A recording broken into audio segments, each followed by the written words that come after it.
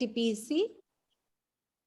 He retired from NTPC in the year 2016.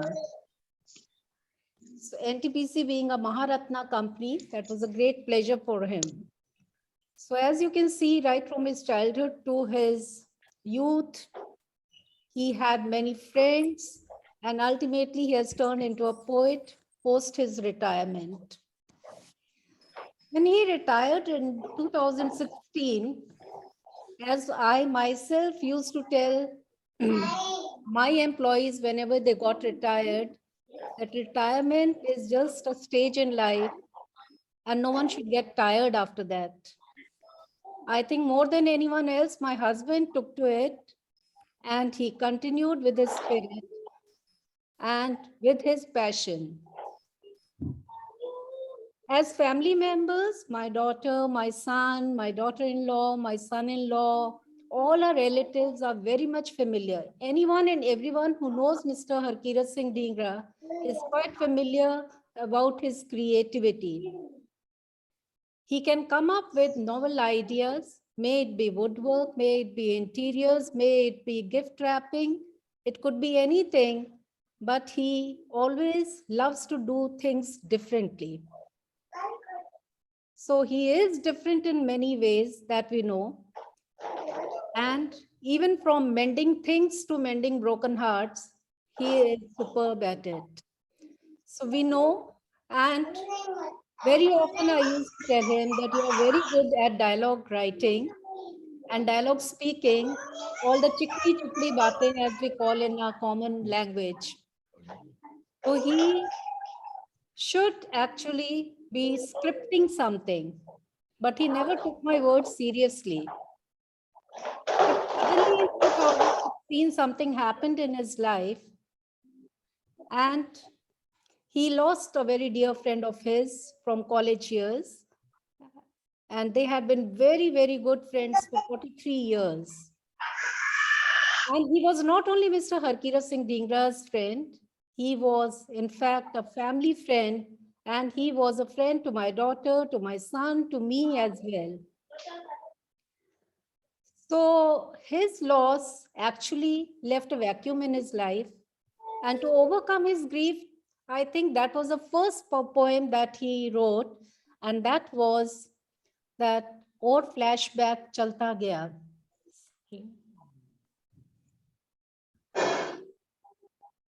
So that was just a small little thing intro about my husband. I think my daughter would throw some more light on him from Papa to poet. So I invite my daughter Ravneet Dhingra Bawa, who is presently in London, and she has joined us from there. And she is going to tell us something more about my husband. The Papa now turned into a poet, which was actually her dream project. She writes very beautiful poetry, and she actually does that. And she had a passion of coming up with a book. I think her dream has been lived by her Papa. Generally, parents see that the children live their dreams. Here it was the daughter's dream has been lived by her father. Am I right, Ravneet? And now I invite you to please say a few words. Yes, Ravneet. Thank you, Mama. I just want to check before I begin if everybody can hear me. Hello? Yes. Yes, You can hear me, right? Yes, you are audible. Sorry, I just wanted to make a quick tech check before I start.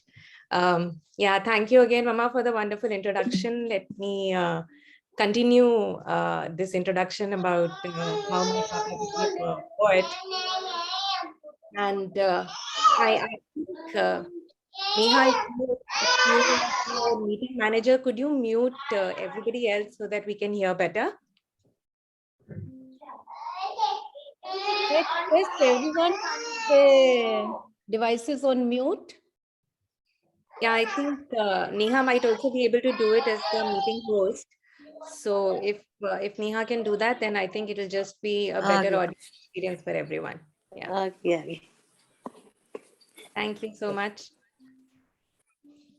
Okay, great. Let me let me not take more time, and let me just begin with my introduction about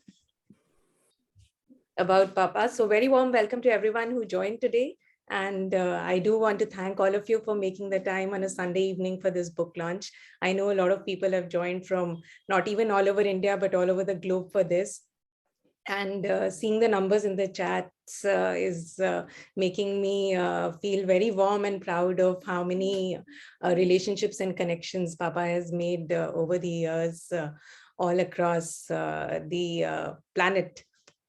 So I think first of all, let me begin by congratulating Papa, the poet, for this amazing milestone. I think I'm very proud of you as a daughter, but like Mummy said, I think I'm very jealous of you as a poet, because not just have you published your book before me, but you're also one of those rare poets who's very, very prolific. I think hardly a day goes by without a few lines of rhyme from him. And I think if you are connected with him over WhatsApp, you can vouch for this, that pretty much every day begins with a few words or verse that come from Papa. And I think what I'm most envious of and amazed by is his ability to find inspiration in ordinary things. I think बहुत लोग लिखना चाहते हैं, पर हम जब actually कलम लेके बैठते हैं कागज के साथ, हम सोचते हैं अरे आज किस बारे में लिखूं, और इतने सब ख्याल आते हैं, पर जब लिखने लगो तो शब्द नहीं मिलते हैं. एंड आई थिंक कवि तो वो है जो एक्चुअली नेचुरल डिजास्टर से लेके नींबू निचोड़नी तक पर भी कविता लिख सकता है. और अगर आप ऐसे कवि से मिलना चाहते हैं तो चिकनी चुपड़ी से शुरुआत कीजिए. And I think also to sort of add one of my favorite poets, and I think a lot of us have read Robert Frost during school. I think he has a quote which is very reminiscent for this occasion. He says, "To be a poet is not a profession. Kavi hona koi pesha nahi hai. It is a state of mind. Ye ek manosthiti hai." And just to illustrate this, I think I will share some small incidents from Papa's life, which will tell you how these are all so true for him. I remember when I was a little girl, he used to have a wallet, which was about this thick. और आजकल तो wallets ही disappear हो रहे हैं, पर जो जो सामान पापा वॉलेट में रखते थे वो सामान तो आपको शायद बिल्कुल ही नहीं मिलेगा.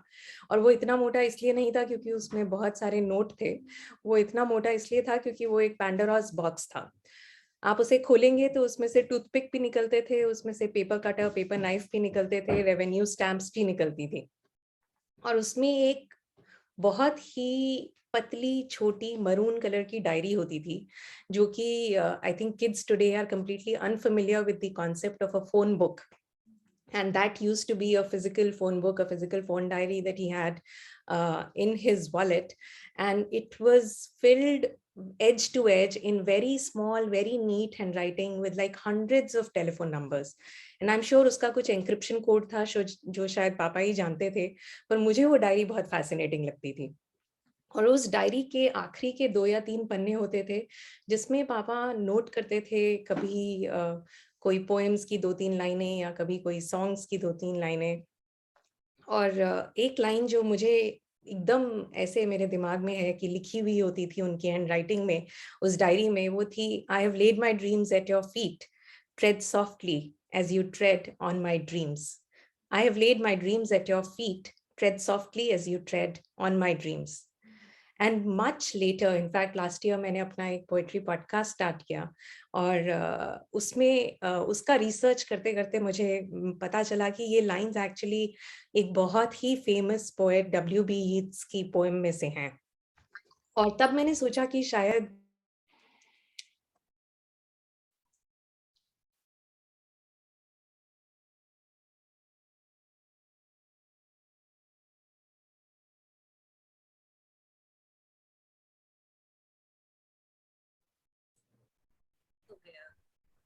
yeah.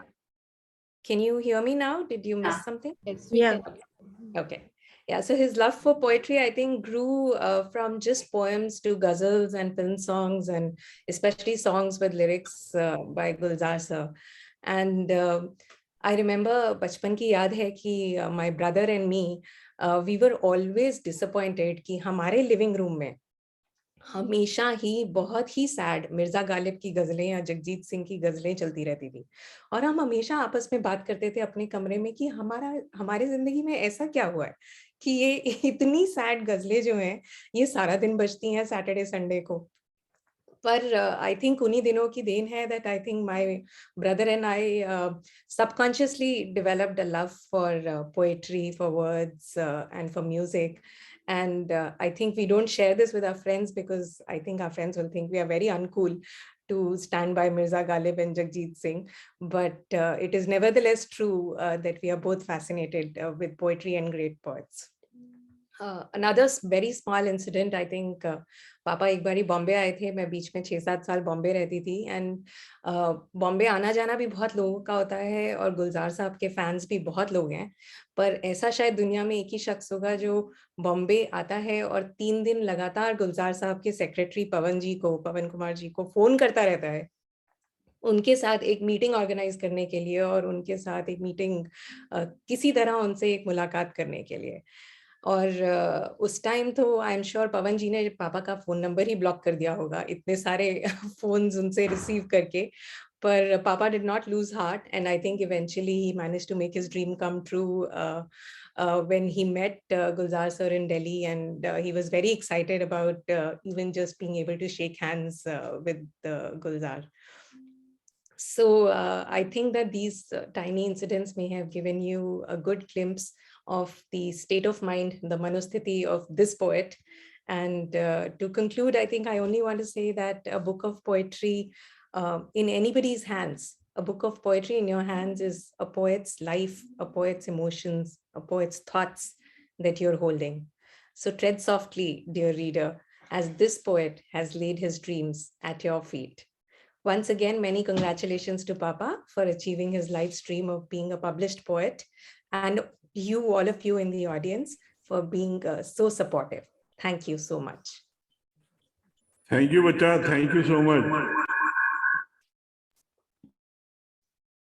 Thank you, Ravneet. That was actually truly from the heart, I would say, that you have actually poured out your heart and all your feelings over the years for Papa. Now coming to the making from Papa to poet, she has just given you a glimpse of it, that how thrilled she is to see Papa as a poet. But I, being his partner and by his side for, say, more than 40 years now, so I have actually seen him, how things, people, whoever came in contact with him have left an imprint on his mind, on his soul, on his heart. And his creative side, that is writing, this came as a surprise to all of us. And this was actually after, as I shared earlier also, after he lost his college days friend. So he was quite moved. And then to overcome his grief, he just took to writing, and he went on writing. And I think the poem, it is also published in the book also, or Flashback Chalti Gayi, which extended to more than 3.5 pages, in which he actually, it is more of a monologue. He has penned down all his memories with his friend. And that was his first stint at it. And after that, I think he felt lighter. And as I said, Deepak, his friend, was a family friend, and he was everyone's friend. And we have had a wonderful stint with him, and we have spent many moments which are memorable, and all of us remember him. Just a few lines from that poem, which might give you an idea and glimpse into their dosti. और flashback चलती रही, एक वार्तालाप दीपक से उसके जाने के बाद। दोस्त, जीवन की इस अनजान डगर पर चलते हुए मुड़ के जो देखता हूँ सूनी राह पर, तुम्हारी आहट सुनाई देती है। परछाई तो 2 दिखती हैं, पर तुम कहीं नजर नहीं आते। फिर एक आवाज सुनाई देती है, हरकीरत, क्या ये तुम हो दीपक? मैं सतब सा पूछता हूँ। ये मेरे ख्याल से ये कुछ चुनिंदा लाइनें हैं जो 4 पेज की पोएम है उसमें से, जो आपको एक उसमें उनकी दोस्ती के बारे में थोड़ा सा आपको एहसास हो जाएगा। आज हम बहुत खुशनसीब हैं कि हमारी रिक्वेस्ट को मानते हुए, हमारा इनवाइट को एक्सेप्ट करते हुए उनकी पत्नी श्रीमती शैलजा सक्सेना जी आज हमारे साथ जुड़ी हुई हैं और वो इस दोस्ती से वो भी भाव विभोर रहे हैं और वो अपने कुछ अल्फाज, कुछ भाव हमारे साथ शेयर करना चाहते हैं। ये पुस्तक जो है ये इन्होंने समर्पित भी दीपक को की है। It is dedicated to Deepak, his friend. समर्पित उस दीपक को जो मेरे को दिन में भी उजाला देता था। दीपक नॉर्मली रात को जलाया जाता है, लेकिन ये समर्पित है ये पुस्तक उस दीपक को जो मेरे को दिन में भी उजाला देता था। मैं I now request Miss Shailaja Saxena. Shailaja ji, हम आपको इनवाइट करते हैं कि आप अपने कुछ भाव, अपनी फीलिंग्स हमारे साथ शेयर करें।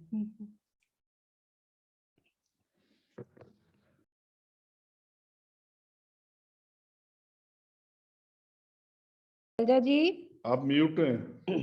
अपने आप को अनम्यूट कर लीजिए।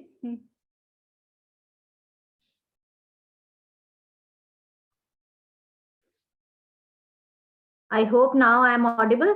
Am I audible now? Yes, you are. You are very much. Thank you so much. Good evening, everyone. I'm glad to be here today. I will speak in Hindi as it is the launch of the Hindi book. आज मुझे अत्यंत खुशी है कि श्री हरकीरत सिंह ढींगड़ा जी ने मुझे अपनी पुस्तक चिकनी चुपड़ी के लॉन्च समारोह में आमंत्रित किया। यह अवसर मेरे लिए अत्यंत महत्वपूर्ण है क्योंकि यह पुस्तक इन्होंने मेरे दिवंगत पति श्री दीपक राज सक्सेना जी को समर्पित की है। श्री हरकीरत सिंह ढींगड़ा व मेरे पति 5 जुलाई 1973 से एक दूसरे को जानते थे। ये दोनों जिगरी दोस्त थे।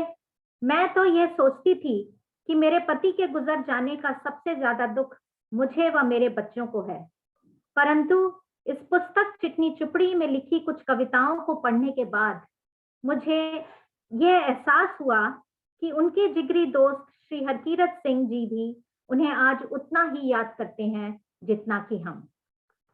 कुछ कविताएं जो श्री हरकीरत जी ने उनको समर्पित की हैं वे हैं चाय का एक अदद ग्लास और फ्लैशबैक चलती रही, फिर माह दिसंबर रहा है गुजर, वह यज़दी की याद आई, दीपक को भी साथ लाई। इन कविताओं में हरकीरत जी का अपने जिगरी दोस्त को खोने का दर्द झलक रहा है।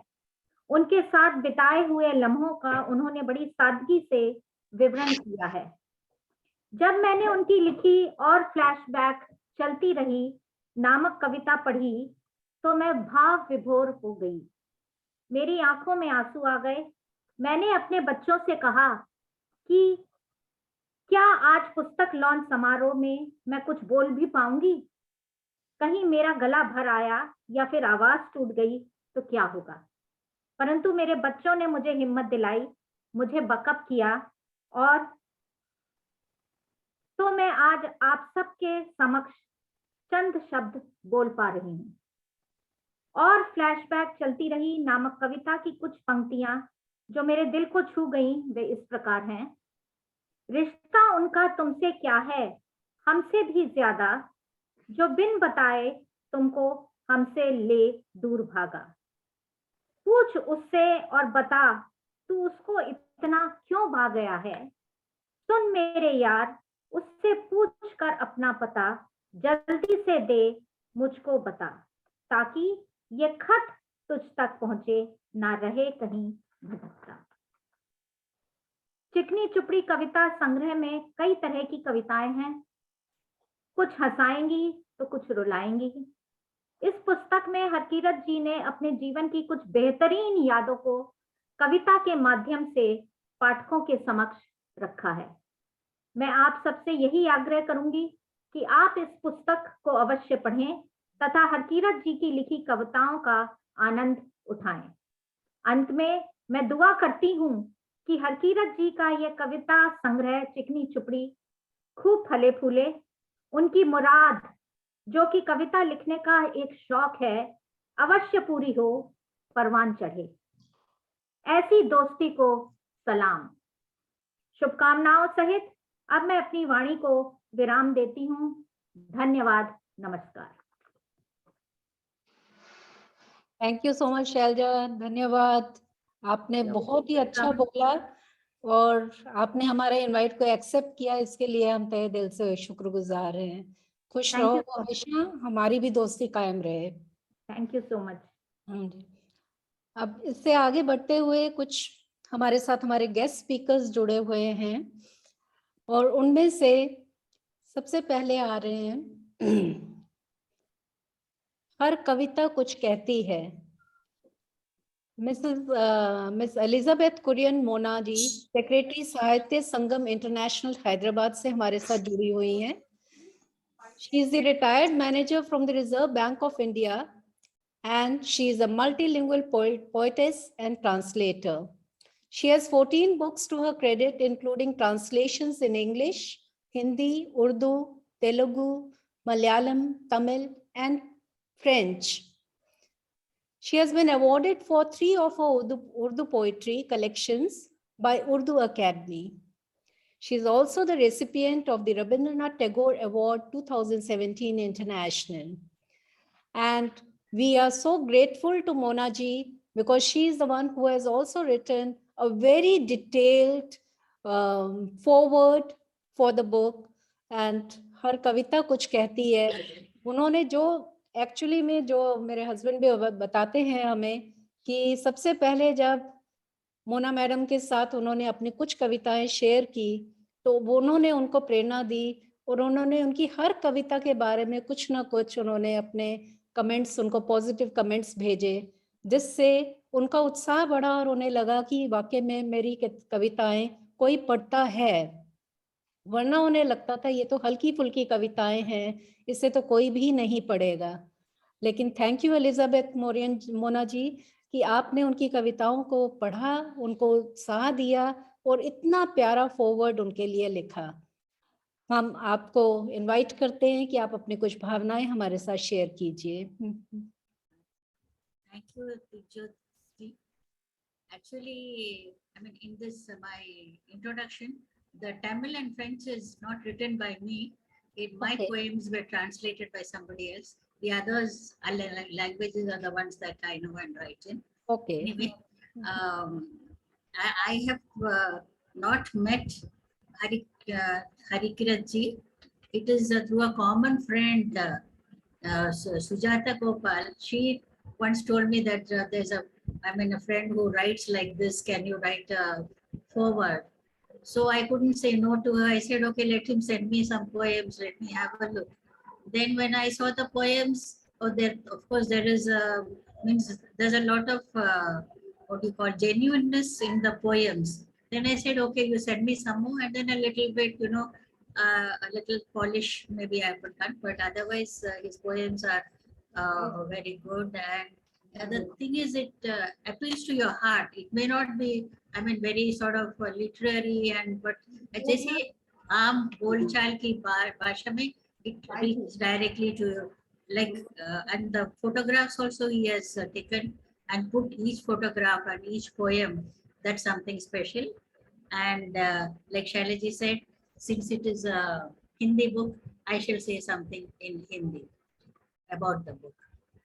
अभी 2 दिन पहले ही हरकिरत जी की कविता संग्रह चिकनी चुपड़ी का विमोचन उनके पब्लिशर स्टोरी मिरर के मंच से हुआ था, लेकिन इस बात से उनका दिल नहीं भरा। वो चाहते थे कि अपने ऑफिस के साथियों, मित्रों और परिवार के साथ एक बार फिर से इस पुस्तक को स्वागत करें। आज का यह कार्यक्रम इसी की एक कड़ी मात्र है। हरकिरत जी की कविताओं में उनके जीवन की झलकियां दिखाई देती है, जो अपने आसपास के लोगों से और घटनाओं से जुड़ी है। हो सकता है आप लोगों में से भी कई लोग उनकी कविताओं में समा गए हैं। हर किसी की जिंदगी में कई यादगार वाक़ये होते हैं। अपने एल्बम में कई तस्वीरें होती हैं जो किसी वाक़ये की याद दिलाती है। कुछ लोग इन वाक़यों को फुर्सत के वक्त में याद करते हैं और खुश या उदास हो जाते हैं। कुछ लोग इन्हें दूसरों को सुनाते हैं, मगर जिनमें लिखने की सलाहियत हो, वे लोग इनको कहानियों के रूप में प्रस्तुत करते हैं। हरकिरत जी ने इन्हें दिलचस्प कविताओं का लिबास पहनाया, कविताओं के साथ उन तस्वीरों को भी रखा जिससे वो जुड़ी हैं। यह बहुत अनोखी बात है और उनकी किताब को और आकर्षक बनाती है। किताब का नाम भी अनोखा है, चिकनी चुपड़ी। इससे लगता है कि वह एक हल्की फुल्की लहजे की है। लेखनी सरल है पर गहराई भी है। इस किताब को पढ़ने पर कवि की जिंदगी के बारे में बहुत कुछ मालूम होता है। उन्होंने इस काव्य संग्रह को अपने दोस्त दीपक को समर्पित किया है, जो इस दुनिया में अब नहीं रहे। इससे पता चलता है कि वे रिश्तों को कितनी गहराई से निभाते हैं। ज्यादातर कविताएं अपने परिवार और दोस्तों के तस्वीरों या वाक्यों पर आधारित है। कुछ प्राकृतिक सौंदर्य पर भी है, जिनके लिए तस्वीरें भी हैं। इस लंबे सफर में पाठक कवि की यादें माजी की सैर कर सकते हैं। ऐसे कुछ विचार भी आ जाते हैं जो आम जिंदगी से जुड़े हैं मगर अपने लिए खास हैं। यही इस चिकनी चुपड़ी किताब की खासियत है। मुझे ये महसूस हुआ जब मैं इसकी भूमिका लिखने के लिए उनकी कविताएं पढ़ रही थी। इस किताब को प्रकाशित करने में काफी देर लगी क्योंकि ये उनकी पहली पेशकश है। जैसे माँ बाप अपने पहले बच्चे को बहुत अहमियत देते हैं, उन्होंने बहुत सोच कर हर कदम उठाया। वे अपनी पत्नी और बेटी की भी सलाह लेते रहे। जैसे अपनी बच्चे की पैदाइश के लिए किसी अच्छे हॉस्पिटल चुनते हैं, आखिर हरकिरत जी ने स्टोरी मिरर को चुन लिया। यह हॉस्पिटल से अब घर आ गई है। इसका नाम भी बदलते रहे और आखिर चिकनी चुपड़ी रखा है। मैं आशा करती हूँ कि इसे बाहर की दुनिया में भी हार्दिक स्वागत मिले। इससे प्रेरित होकर हरकिरत जी और एक और पुस्तक लिखने का इरादा किया है। हम सबकी दुआ है कि जोरे कलम और ज्यादा और इनकी कामयाबी बढ़ती रहे। And I'm so happy to meet your family, your daughter and your wife and you yourself today on virtually. Maybe someday we'll meet in person. Thank you very much and all the best. Thank you, Mona ji. Welcome. That was really wonderful that you have taken out your precious time. On the other day also for the launch by the publisher, you took out your valuable time to share your thoughts with us. And you have been a source of encouragement. And you have rightly said that, yes, each and every poem of his, हर कविता उनकी जो है वो किसी ना किसी भावना से जुड़ी हुई है, किसी वस्तु से जुड़ी हुई है या किसी पिक्चर को देख के भी उन्होंने कविताएं लिखी हैं। And I'm so happy to see that his family, his wife and daughter is also giving so much of progress. I mean, what do you call encouragement? Very few poets get that, you know. Yeah. Yes, And Mona ji, let me share with you, my son and my daughter-in-law are also with me, and they Okay. are also sharing and they are assisting us in this technology, you know. Good, with good. this I know. phone I that- think somebody is putting all this on the net. That is Neha. Yes. Neha is doing a wonderful job over Yeah, there. she's doing a and- wonderful job. It's, you know, very nicely presented. Congrats to her also. And even now, Devjot, my son, he is moving from one laptop to another, assisting us so that everything I goes think on you must be smoothly. recording this, no? So you can Yes, yes. Without them, this would not have been possible even. See, every poet has to encourage some other poet. Then only the poetry goes on and on. So you must also encourage somebody else. Yeah. Thank you. our next guest speaker. Thank you, Mona ji. And now we move on to the next guest speaker with us today, Shri Suhas Tathagat Bhatnagar ji. आपका स्वागत है कि सबसे पहले आपका धन्यवाद कि आपने हमारे इनविटेशन को एक्सेप्ट किया और आपने अपना कीमती समय निकाला हमारे साथ इस इवेंट पे होने के लिए। आपके बारे में एक छोटा सा भटनागर जी के बारे में थोड़ी सी बातें जो मैं जानती हूँ वो शेयर करूंगी कि ये हालांकि राजस्थान से ही करते हैं परंतु आजकल वो भी हैदराबाद में हैं। एंड ये एक चांस की बात है कि इनके बहुत सारे मित्रगण जो हैं वो हैदराबाद से हैं, जिनमें से मोना जी भी वहीं से हैं, नेक्स्ट स्पीकर भी हैदराबाद से हैं और सुहास जी भी हैदराबाद से हैं। सुहास जी एक फ्रीलांस राइटर और ब्लॉगर हैं। इन्होंने 3 पुस्तकें लिखी हैं और 3 एंथोलॉजीज एंड उन्होंने 4 प्लेस भी डायरेक्ट किए हैं और जिसमें से काफी महत्वपूर्ण है इस्मत और मंटो की चुहलबाजियां। नाम से ही हम प्रेरित हो रहे हैं भटनागर जी, बहुत ही अच्छा नाम है और कभी समय मिला और किस्मत ने साथ दिया तो हम जरूर देखना चाहेंगे ये प्ले। अब आजकल इनका अपना एक थिएटर ग्रुप है हैदराबाद में, कहानी वाला theatre. Again the name itself is very encouraging, कहानी वाला थिएटर। एंड प्रेजेंटली सुहास जी एक प्ले के लिए स्क्रिप्ट भी लिख रहे हैं जो कि बेस्ड है on the life and history of Amrita Pritam ji और उनके कामों के बारे में, जो मैं समझ सकती हूँ शायद। बाकी तो शायद यादों और एहसासों की दास्तां का टाइटल मैंने इनके लिए इसलिए दिया है कि इन्होंने जो अपना रिव्यू भेजा था वो इतना टचिंग था कि जैसे बिल्कुल अपने दिल को उन्होंने निकाल के कागजों में शब्दों में पिरो दिया हो। इतनी अच्छी तरह से उन्होंने अपना रिव्यू भेजा था। तो मेरे को सबसे पहली जो आपके स्लाइड के लिए टाइटल मेरे माइंड में आया वो था यादों और एहसासों की दास्तां। जिस तरह से आपने बयान की है तो मैं चाहूंगी कि आज हमारी सारी ऑडियंस उसको सुने, आपकी जुबानी सुने। हमने तो पढ़ी थी, आज हम आपकी जुबानी सुनना चाहते हैं। Over to you Mr Suhas. Thank you madam, thank you so much.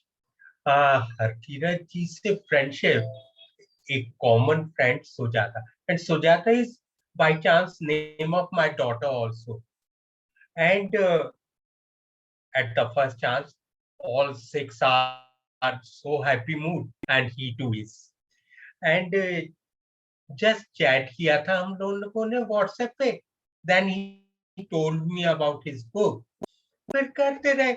एक बार गियर में गाड़ी गई तो आगे तो जाएगी ही जाएगी। मेरे को बहुत अच्छा लगा जब इन्होंने मेरे को बुक भेजी।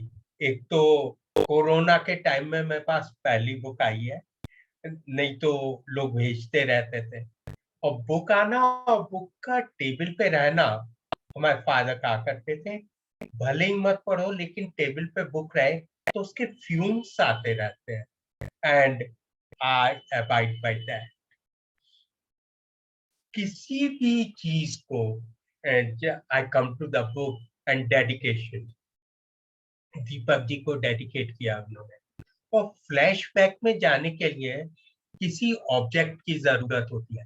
Always you might have seen in films, flashback में या तो डिम कर देते हैं, डिसॉल्व करेंगे या किसी ऑब्जेक्ट से जाते हैं। ऐसे ही ये Qutub Minar was an object to go into oblivion and just thinking as if Deepak Ji is in front of it. And dedicating a book to the friend, it simply reminds me of a book, Twin Soul. There is a concept that one soul is divided into 2 bodies. And the 2 bodies are eager to meet each other. It is between Harkirat Ji and Deepak Ji. There is only one thing who leads to the author for first time. It is the vacuum. I tell you about myself. My father expired in 2009 December, and in March 2010 I started writing. That too was because of a vacuum, and in vacuum in vacuum there was a silent volcano. I can easily understand Harkirat ji, the volcano, silent volcano in him. You can name that Deepak ji also. Friendship is something elevated to every relationship. आजकल social media पे मैं देख रहा हूँ आता है, wife कहती है तेज है, हस्बैंड वो फादर मदर कहते हैं हमारा बच्चा तो बहुत आइडियल है, और हकीकत क्या है वो दोस्ती जानते हैं. आई अबाइड बाय दैट. मुझे अच्छा लगा रवनीत ने जब बुक के बहाने अपने अतीत में जा. I like that. And again, I tell, to go into flashback, you need some object or some event. मेरे को उस टाइम उसका हरकीरत जी का वॉलेट पसंद आया. वॉलेट के थ्रू she went into अतीत. मेरे को बड़ा अच्छा लगा. एक चीज और होती है, जैसा दीपक जी के लिए उन्होंने लिखा, दीपक क्या तुम बोल रहे हो. This happens with me. I have many, many such friends. अगर मैं उनका लिखा पढ़ता हूँ, then I feel the whisper of their voice into my ears. जैसे हरकीरत सिंह जी से तो जितनी भी बात हुई, अब मैं जब पोएम पढ़ता हूँ, मुझे उनकी वॉइस कान में सुनाई देती है. ये एक अलग तरह का राब्ता है. मेरे को सबसे ज्यादा अच्छी बुक जब लगी, एक तो टाइटल पे जो पगड़ी थी, that fascinated me very much.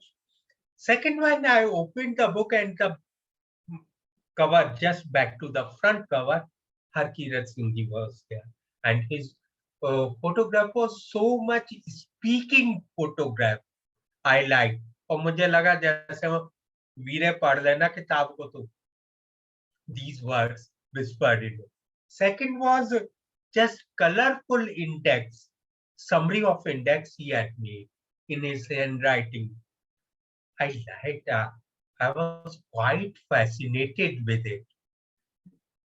फिर एक बात होती है, चाहे कोई फिल्म हो, चाहे कोई बुक हो, हर कोई लिखने या बनाने में मेहनत करता है.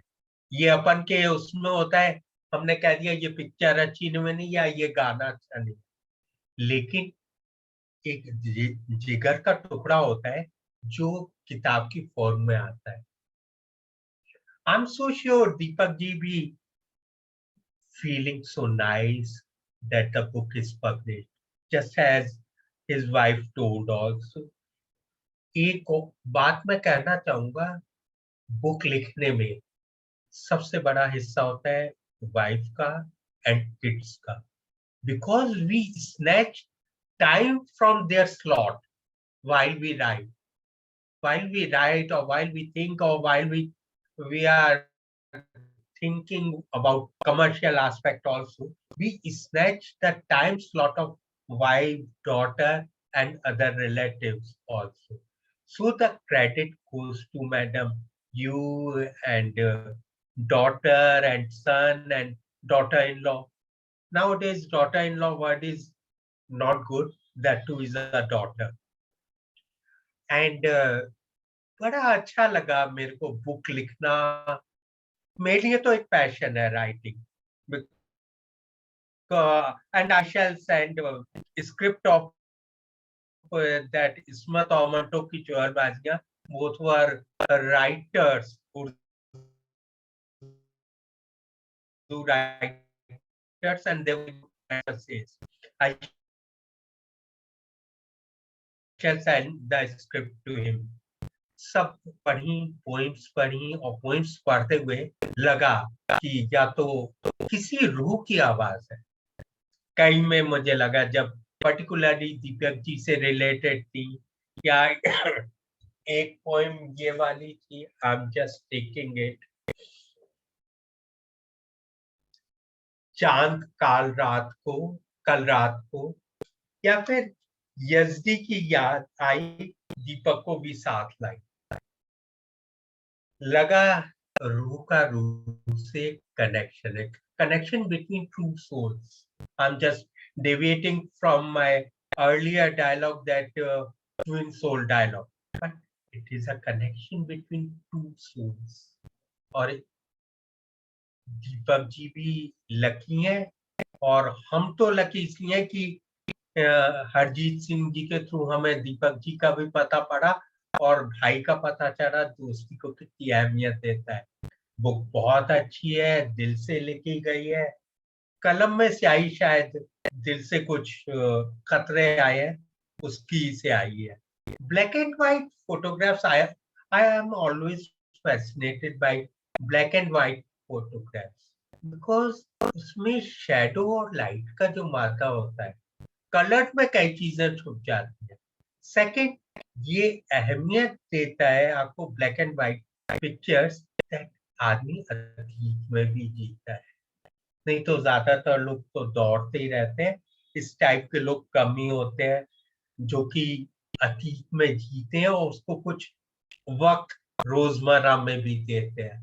I am very much fascinated by book and I am waiting for his next book, just as वो 10 का note.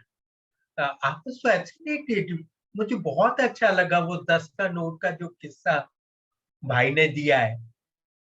This is new thing for me to, for my forthcoming book too, I shall use it, कि next book के बारे में कुछ लिख दे। It's a kind of marketing for the next book.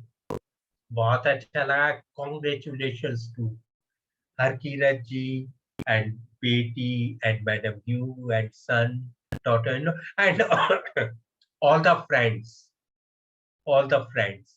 Thank you very much for inviting me on this launch. I wish all the best to the family and as friend to Harkirat also. Thank you very much. Thank you so much, Mr. Suhas. Thank you so much. That was so encouraging and straight from the heart, I would say. जैसा मैं पहले भी कह चुकी हूँ कि आपने अपने जो भावनाएं प्रकट की हैं वो सीधी दिल से निकली हुई हैं और काफी अच्छी आपने दी। और वो 10 का नोट यस इन्होंने एंड में डाली है, वो छोटी सी एक स्टोरी जो बहुत पसंद आई। एंड मैं ये लिबर्टी ले सकती हूँ क्योंकि मैं ये जानती हूँ ये हकीकत थी। तो तो वह हकीकत थी। और मैं ये भी शेयर करूंगी कि जब हमारी शादी हुई और हम अपने हनीमून पे जा रहे थे तब इन्होंने मेरे को इन महिला के बारे में बताया था। इनकी एक सहेली थी, उसके बारे में शेयर किया था। और इनके पास वो फाइल, शायद अगर मैं गलत नहीं हूँ तो आज भी उनके पत्रों की फाइल इनके पास पड़ी है। लेकिन मैंने इतने सालों में, 40 सालों में कभी ये गुस्ताखी नहीं की कि मैं इनकी फाइल को खोल के उन पत्रों को पढूं, कि मैं उसकी इज्जत करती हूँ जो इनका रिश्ता रहा है। बहुत तो बड़ी बात है, तो बहुत आज बड़ी बात है। उन्होंने उनके लिए एक कहानी के रूप में उसे लिखा और उसके लिए एक कविता भी लिखी हुई है। पता नहीं वो आज कहाँ पर हैं और वो इसे पढ़ भी रही होंगी या नहीं, लेकिन इन्होंने अपनी भावनाओं को शब्दों में उजागर किया है। तो वो उस चीज को मैं कॉन्ग्रेचुलेट करती हूँ इन्हें। And thank you once again Mr Suhas ji. And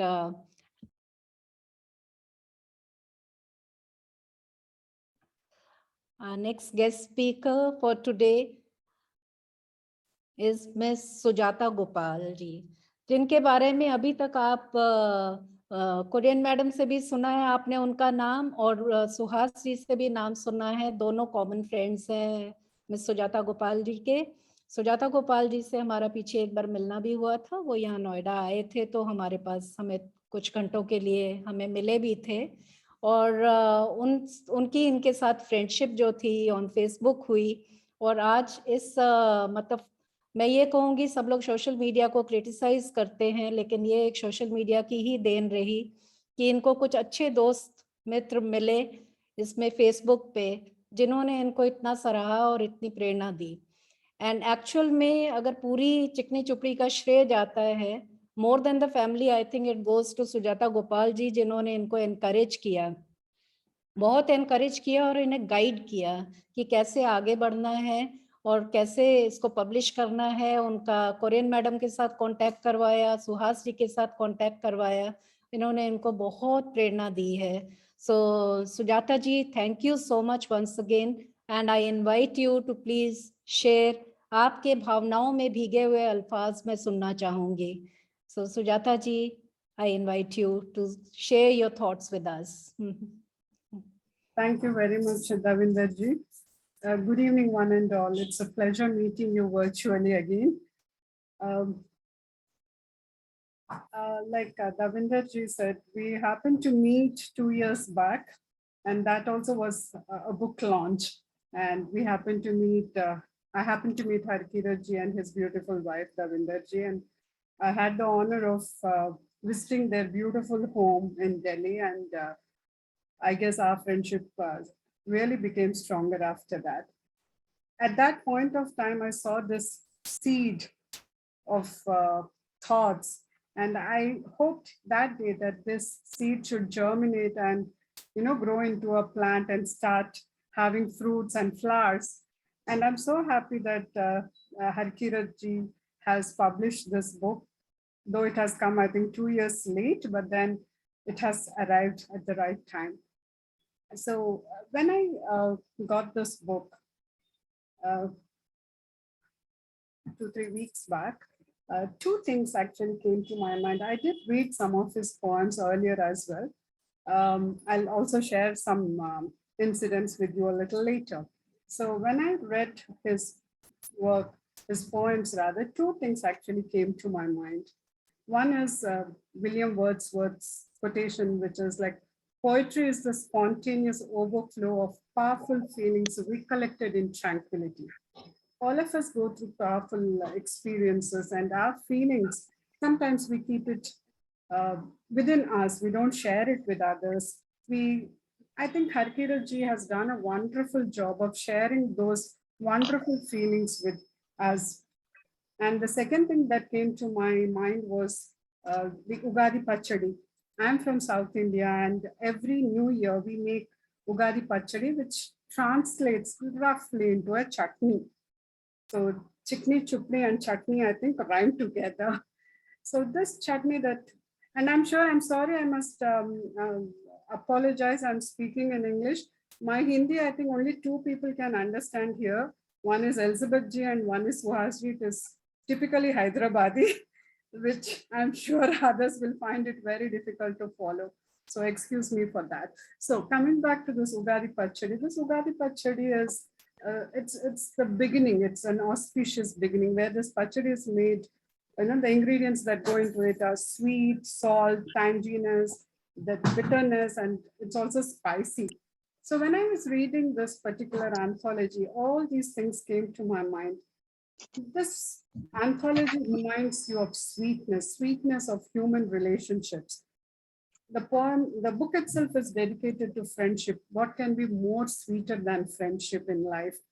So this particular poem that he talks about, our flashback chalti hai, in that he says, कोशिश तो करता हूँ मुड़ के ना देखूं, कोशिश तो करता हूँ मुड़ के ना देखूं, फिर भी बिन आहट के आवाज जब सुनता हूँ, बिन आहट की आवाज जब सुनता हूँ, मुड़ के देख लेता हूँ और पाता हूँ. So beautiful. This is what we all do. Sometimes something reminds you of that incident from the past, and then it brings in sweetness in your life. And another poem, this is very interesting. In fact, Harkirat ji sent me this picture immediately after he took this picture, and he said, you should guess the occasion. So this photo was Harkirat ji's and Davinder ji celebrating something. I knew there was some kind of a celebration going on. And this beautiful poem, which is titled, Milte hai fir kabhi, Milte hai fir kabhi. हमने फिर कहा आज का दिन है बड़ा खास, हमने फिर कहा आज का दिन है बड़ा खास, हम तीनों की आज है एक दूजे के कितने पास, हम तीनों ही है आज कितने एक दूजे के कितने पास, समा है मंजर है दिलबर है और फिर आज है, समा है मंजर है दिलबर है और फिर आज है, मौका जन्मदिन खास. Davinder ji, I guess this was dedicated to you on your birthday. How beautiful and how romantic that a husband dedicates a poem to his wife. very rare quality, I must say. This is what sweetness of relationship is all about. You know, when a husband is writing something about a wife's birthday, celebrating in a very special way, taking her on a long drive and then making her cut the cake. You know, it's such a wonderful, beautiful moment. And these moments add such sweetness to relationships.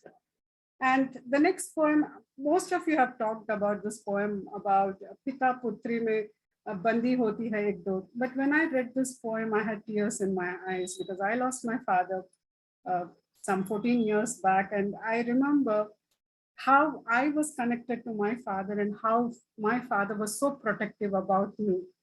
Even though I was a mother of 2 kids, you know, my father was so protective about me. And this particular poem actually brought tears to my eyes.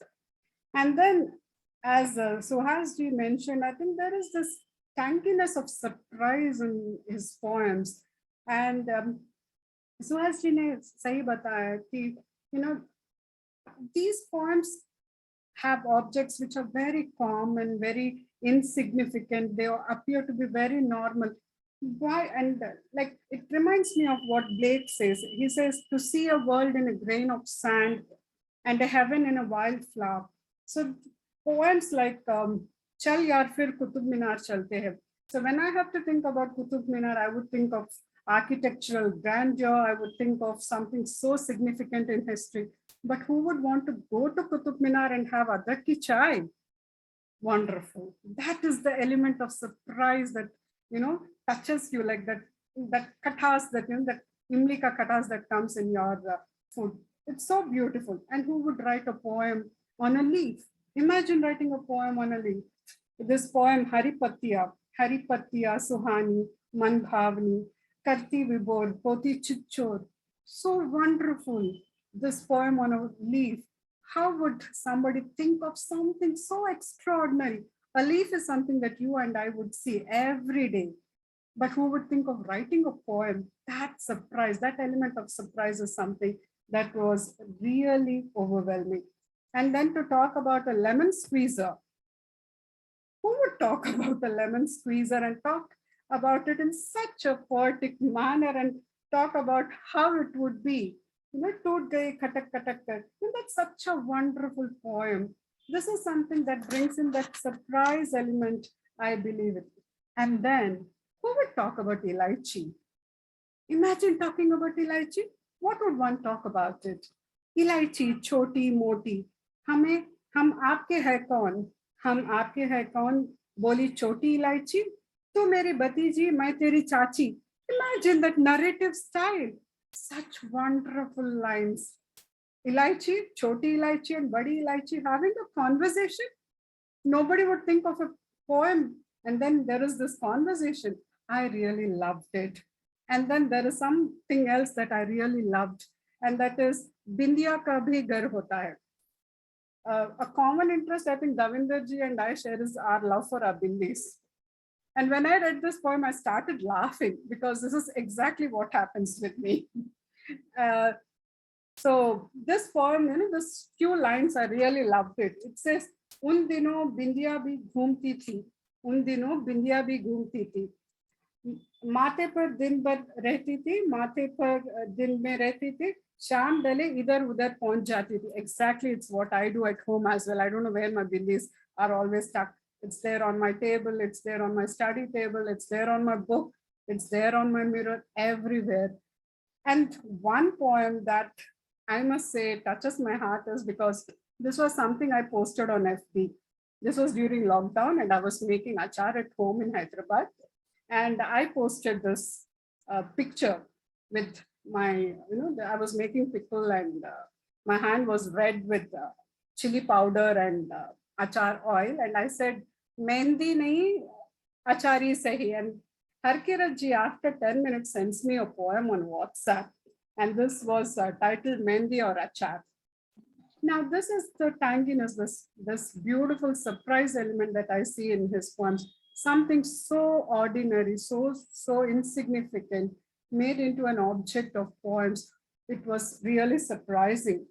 Now, it doesn't mean that he has not touched upon the reality of life. There are poems which talk about sorrow, like the neem flowers in the Ugadi Pachadi that I am talking about.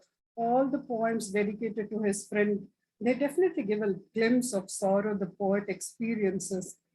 And also there is personal sorrow. Sometimes things just leave a mark on you. There is this poem, Dekha Hi Nahi Usko. There is this element of sorrow in him. There is this element of pain in him of not having seen somebody or met somebody. And he also talks about the sorrow of people who are martyred, the soldiers. The poem Tumhara Ye Farz, he talks about the soldiers who give their life to the country, and he talks about the kind of pain the family experiences, the sorrow, the element of sorrow. So it's not just a poem which is so lighthearted. There is this undercurrent seriousness also in his poem. And there is anger also in this poem, in his poems, like the green chilies and the chutney that I was talking about.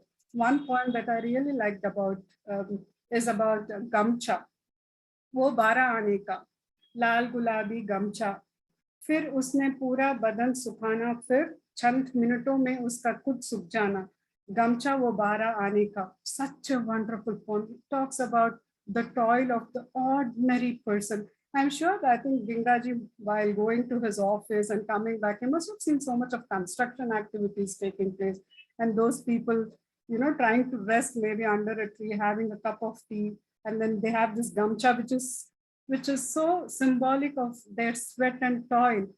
I mean, it's wonderful that he talks about it. And also there is, I think this was, inspired by the farmer agitation and the kind of abuses the farmers especially had to go through. This poem, Pagdi Rang Birangi, this was wonderful poem. Kisan hamare desh ka pehne pagdi rang birangi.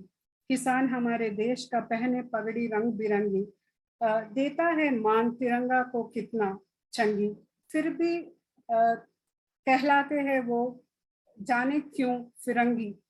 This is what has happened during farmers' agitation. The way farmers were abused, the way they were trolled, the way they were actually, I think though he says it in a very light-hearted manner, there is this undercurrent, subtle undercurrent of anger he expresses. And also there is fear, the poem which talks about fear. वो घर से इतना आजकल बिन बरसे. This there are other poems about lockdown.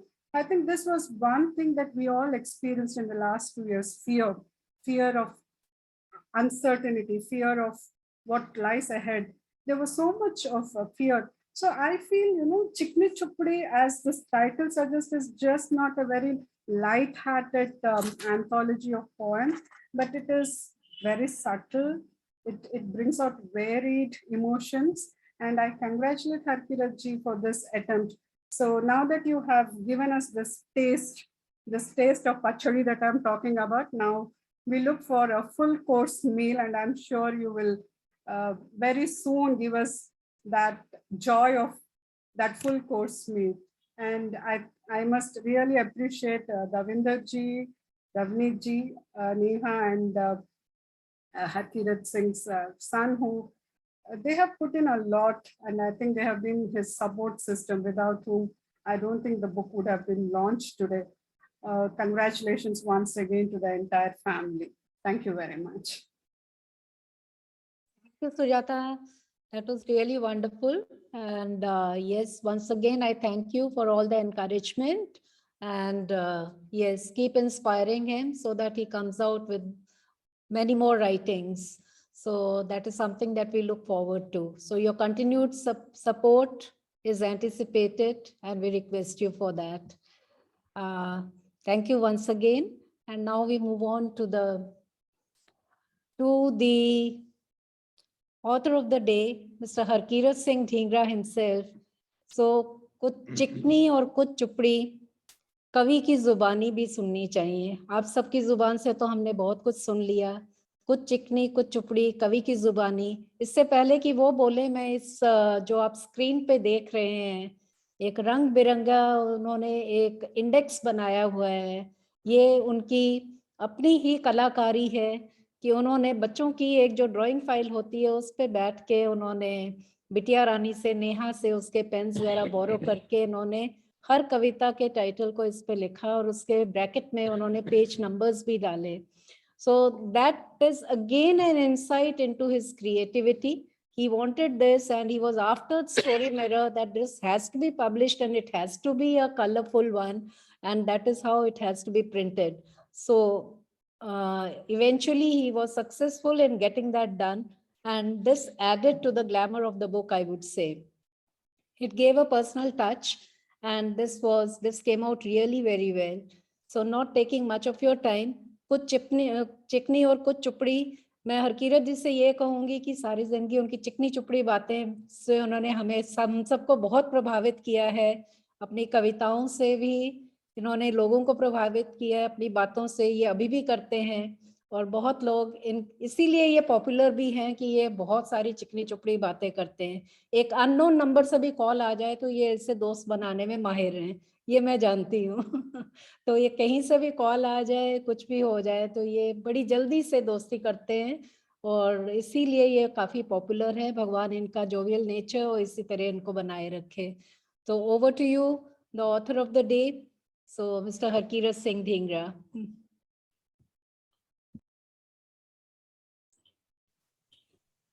Thank you. Thank you. First of all, I am thankful to my wife, my butter chicken, Devinder Jeet Kaur Dhingra, who has done the entire scripting and entire management of the today's program. She only structured the things for me, and as usual, I am a bit a confused man.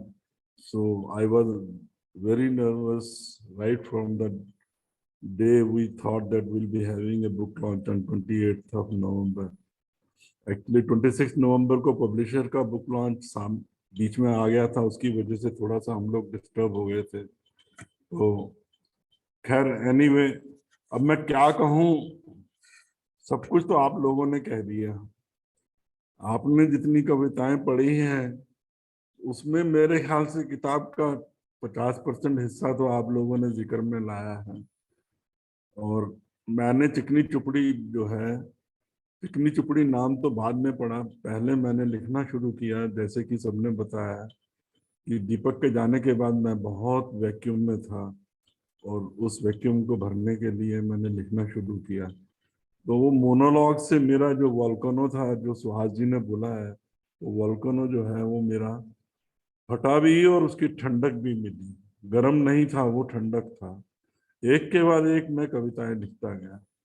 किसी भी चीज पे, किसी भी चित्र पे, मेरे मित्रों के फेसबुक पर फोटोग्राफ्स होती थी, उनके बच्चों की, उनकी वाइफ्स की, कुछ भी मेरे को दिखता था तो मैं अगर 2 लाइनें लिख लेता था तो मैं उसकी पूरी कविता बना लेता था. उसके बाद मेरे को टाइम नहीं लगता था, भले ही वो रात के 3 बजे हो, भले ही वो रात के 11 बजे हो, भले ही सुबह के 6 बजे हो. किसी टाइम भी मेरे को किसी टॉपिक पे कुछ 2 लाइनें अगर बन जाती थी तो मैं लिख लेता था. इसीलिए मेरे ख्याल से मैंने बहुत सी कविताएं लिखी, करीब 175 कविताएं मैंने लिखी. और इतनी सारी कविताएं लिख के मैं खुद गुम हो गया उनमें. मेरे को हर कविता अपनी अच्छी लगती थी, और लेकिन मेरे को छापने के लिए उसमें से सिलेक्ट करना बड़ा मुश्किल हो गया. फिर मैंने और मेरी बिटिया ने दोनों ने बैठ के कुछ सॉर्टिंग की, तो हमने ये संग्रह में जो कविताएं आई हैं वो हम इसमें ला पाए. हर कविता लिखने के बाद मैं शेयर करता था अपनी मिसेस के साथ, बच्चों के साथ. हमारा एक फैमिली ग्रुप है और उसमें एनकरेजमेंट मिलती ही थी. अब आप लोगों ने इतना कुछ बोला है मेरे लेखन के बारे में, मेरी लेखनी के बारे में. मेरे को नहीं पता मैंने क्या किया है, लेकिन मैंने अपना बिल्कुल सहज भाव से अपनी जो भावनाएं थी, अपनी जो यादें थी अतीत की, अपनी जो फीलिंग्स थी, मेरा पहाड़ों से प्यार, मेरा समीर से प्यार, मेरा धूप से प्यार, मेरा गर्मी से प्यार, मेरा सर्दी से प्यार, हर चीज को मैंने अपनी कविताओं में डालने की कोशिश की है किसी ना किसी तरह से. और ह्यूमर भी उसमें डालने की कोशिश की है जहां जहां संभव हुआ. टूट गई कड़क करके का जिक्र किया सुजाता मैडम ने, वो वाकई मैं लॉकडाउन था, रोज शिकंजी बनती थी, मेरी ड्यूटी होती थी तो मैं बनाता था। और नींबू, हम पंजाबियों की आदत है यार, अभी रस है नींबू में, डबल नींबू लगाया वो टूट गई, और टूट गई तो मेरे को लगा कि यार कल की शिकंजी कैसे बनेगी, लॉकडाउन में तो कहीं बाहर जा भी नहीं सकते हम लोग। तो मेरा कहने का मतलब है कि हर कविता के पीछे मेरा कुछ ना कुछ इंसिडेंट हुआ, कुछ लॉजिक हुआ, कुछ ना कुछ हुआ। मेरे को कल परसों मैं सुहास जी से फोन पे बात कर रहा था, तो उन्होंने बोला कि अगर आपके हाथ में सुई और धागा है तो धागा तो सुई में जाएगा ही जाएगा। मेरे को वो बात इतनी अच्छी लगी, मैंने नोट कर लिया और मेरे को लगा कि मैं इसको कविता के रूप में किसी दिन डालूंगा आने वाले टाइम में। लेकिन वो एक प्रेरणा थी कि अगर आपके हाथ में सुई और धागा है तो धागा तो सुई में जाएगा ही जाएगा, आप कुछ ना कुछ सिलेंगे ही सिलेंगे, कुछ पॉजिटिव करेंगे ही करेंगे। तो ऐसे इंसिडेंट हो जाते हैं जिंदगी में, तो आदमी उसी के बेस पे कुछ ना कुछ, मैं तो ऐसे ही लिखता हूँ टू बी वेरी ऑनेस्ट। और आज चांद मेरे घर चला आया, जैसे जिक्र किया आपने, मेरे घर में एक बहुत बड़ी खिड़की है, तो उसमें पूर्णमासी का चांद जब चढ़ता है तो वो जरूर नजर आता है। और हम अपने बेडरूम के दरवाजा जैसे खोल के बाहर आते हैं तो यूं लगता है कि चांद घर के अंदर ही चला आया है। तो उसी पर ही मैंने वो सारी चीजें लिखी हैं। ऐसे मैं खुद अपने बातों के लिए मैं कंफ्यूज हो गया हूँ कि मैं क्या बोलूं और क्या ना बोलूं। आप लोगों ने इतना कुछ किया, इतना कुछ बोला है, मैं थोड़ी सी कविताएं अपनी छोटी छोटी 2-2 4-4 लाइनें में बोलूंगा, ज्यादा टाइम नहीं लूंगा, मेरे को लगता है काफी टाइम हो गया है। और मैं शुरू करता हूँ।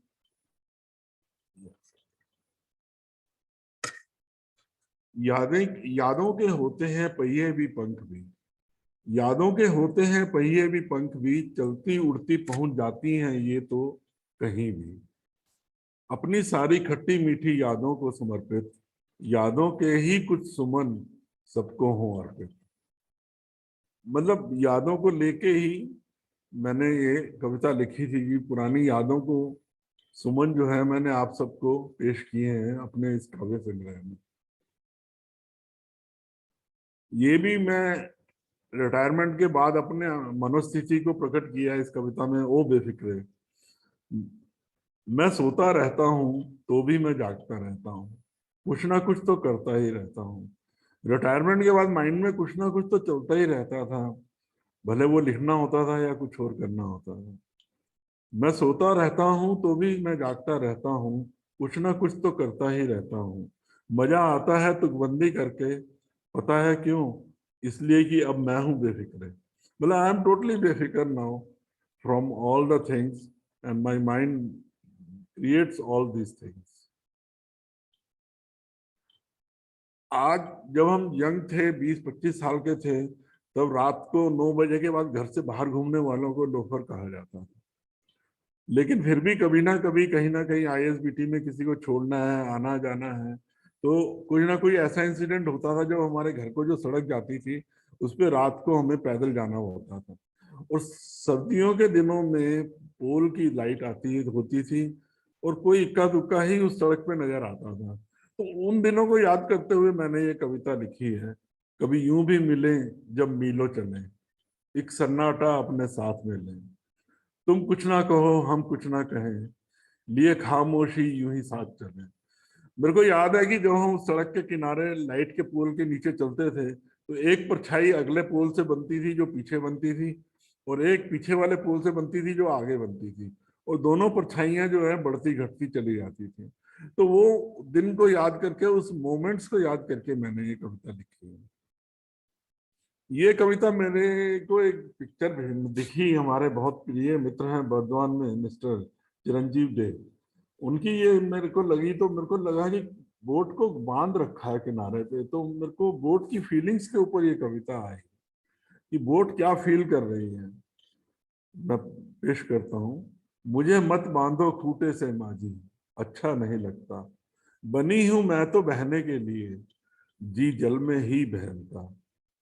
अटखेलियां लहर की और छप छप चप्पू की चपलता, यही तो है उमा जी तेरी और मेरी सफलता। मतलब बोट की फीलिंग्स को मैंने यहाँ पे एक्सप्रेस किया है। मैं थोड़ा फास्ट चलूंगा क्योंकि टाइम बहुत हो गया है and I am very sorry for it also. लेकिन लोगों ने इतना अच्छा बोला, I am really thankful to each one of them. चल यार फिर कुतुब मीनार। इसमें मैंने कुतुब मीनार से ज्यादा गिलहरी को देखा और चाय के ग्लास को देखा। चल यार फिर कुतुब मीनार, वहीं पियेंगे चाय अदरक मार। मुद्दत हुई नहीं हुआ उसका दीदार, करती थी कभी जो मेरा जी बेकरार। अनायास किसी का मुझे याद आना, चुस्की ले चाय की मेरा मुस्कुराना। उधड़ी फटी यादों को, उधड़ी फटी यादों को प्यार से फिर सिलना। मतलब these are all the words which have interwoven expressing my feelings, my heart, और एहसास कह लो, मेरी यादें कह लो, ये सब इन कविताओं में मैंने डालने की कोशिश की है। ये वो 10 का नोट कहानी जिसके लिए मैंने लिखी थी, ये कविता मैंने उसको भेजी थी, ये कविता मैंने उसके लिए लिखी है। एक बार मैं हमारा she was my pen friendship only, we met twice only, लेकिन हमारा चिट्ठी पत्राचार काफी हुआ।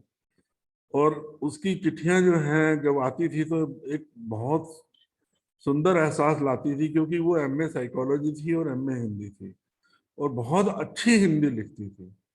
तो मैंने भी एक बार कवि उनको जब चिट्ठी का जवाब दिया तो मेरे टेबल पे मोतिया के कुछ फूल पड़े थे, तो वो फूल भी मैंने उस लिफाफे में डाल के उनको भेज दिए। और चांस की बात है जब वो फूल पत्र उनको मिला तो उस टाइम पे उनकी तबीयत ठीक नहीं थी, लेकिन मेरा पत्र पाने के बाद वो इतनी खुश हुई और इतना अच्छा उन्होंने मेरे को जवाब दिया। तो इस कविता को मैं इंदिवर जी की गाने के साथ भी रिलेट करता हूँ। फूल कहाँ, फूल तुम्हें भेजा है खत में, फूल नहीं मेरा दिल है। मतलब कुछ कुछ उसको लेते हुए, मतलब मैं चाह रहा, मैंने अपनी ये कविता लिखी है। मैं कुछ लाइनें पढ़ता हूँ आपके लिए। कहाँ कोई फूल भेजता है, कहाँ कोई भेजता है फूल खत में, पर बरसों पहले हमने तो भेजे थे एक बार मोतिया के फूल, एक 20 पैसे के पीले रंग के लिफाफे में डाल। जा ही पहुंचा वो आगरा उनके द्वार, लिए उसमें खुशबू और भावनाओं की ठंडी बयार। Those days we used to send letters in 20 paisa envelope, yellow color. Everybody may recall, those were from that era. So this poem was written for that feelings only. ये पोएम भी मैंने दीपक के लिए लिखी थी। इसमें एक टैगलाइन मैंने दी है, यादों की शाल ओढ़, यादों की शाल ओढ़ की थी जो आवारा गर्दियां। हमने, मैं मानता हूँ हमने बहुत आवारा गर्दियां की हैं, और हमने वो आवारा गर्दियां मेरे लिए आज एक हसीन यादें हैं, मेरे जिगर का टुकड़ा है, मेरे जीने का एक सहारा है, मेरी आस है, मेरी श्वास है, मेरा सब कुछ है वो। यादों की शाल ओढ़ की थी जो आवारा गर्दियां, हसीन कितनी होती थी दिसंबर की वो सर्दियां। सर्दियां दीपक को भी बहुत अच्छी लगती थी, मेरे को भी बहुत अच्छी लगती थी। तो उनको याद करते हुए मैं एक कविता पढ़ूंगा। I am sorry for the delay and keeping the audience, but I hope you will bear with me my feelings, my expressions, and I am really thankful to you, all of you. फिर एक दिसंबर रहा है गुजर, फिर एक दिसंबर रहा है गुजर, नशा इस माह का होता है प्रखर। सर्दी का लुत्फ था दीपक के साथ, करोल बाग की मुलाकातें, कनॉट प्लेस की रात, शंकर रोड की मार्केट आती थी कितनी रास, सरोजिनी नगर मार्केट भी तब लगती थी कितने पास। रहता ना था तब जरा भी वक्त का एहसास, मन रहता प्रफुल्लित, करता अनायास अट्ठास। पर ऐ मेरे दोस्त, पर ऐ मेरे दोस्त, मन रहता है अब बहुत उदास, इतनी दूर होकर भी।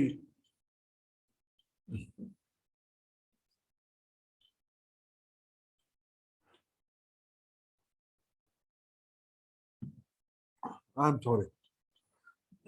पर है मेरे दोस्त, मन रहता है अब बहुत उदास, इतनी दूर होकर भी तुम दिल के हो कितने पास। छू न सकूं पर महसूस सदा होता है तुम्हारा आभास, अब भी मन में रहती है बस एक ही आस, शायद कभी तुम लौट कर आओगे, मेरे साथ दिसंबर की एक शाम बिताओगे।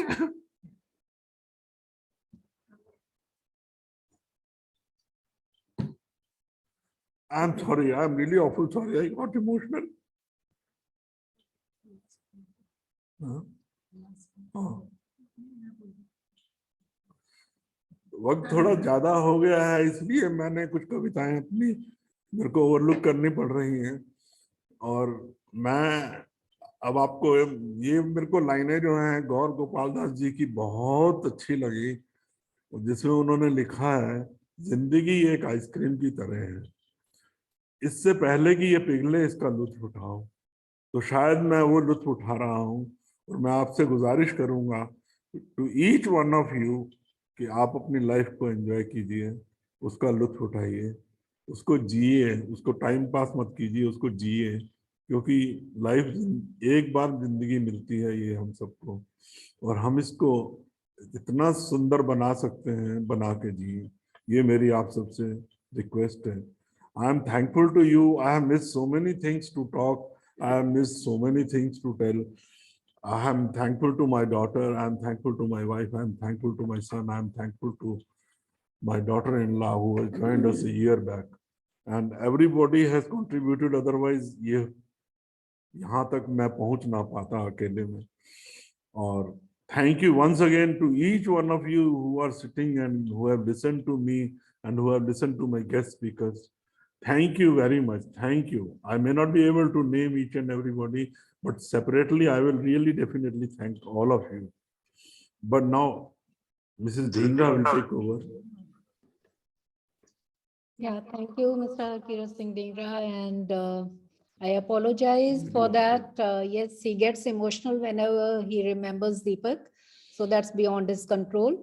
So that's why I had to skip a few of his poems and come towards the end. But before moving to the end, I would request, there are some guest speakers from the audience. Many people would like to join us. And we have received a direct message from them, ones who would like to contribute their feelings and share their feelings with us. I think in the first place, it is Mrs. Jaspal Kaur Bawa. So she was the first one, and she is our Samdhan, Ravneet's mother-in-law. And she was very, very cute. And she said in the morning, she gave me a call and she said, I said that you have to just speak for a minute or so, so do speak. So she said, no, 1 minute से मेरा कुछ नहीं होने वाला, मैं कम से कम 2-3 minute तो जरूर बोलूंगी. मैंने कहा go ahead. So Mrs. Bawa, she is a very dear friend of mine also. So Mrs. Bawa, over to you.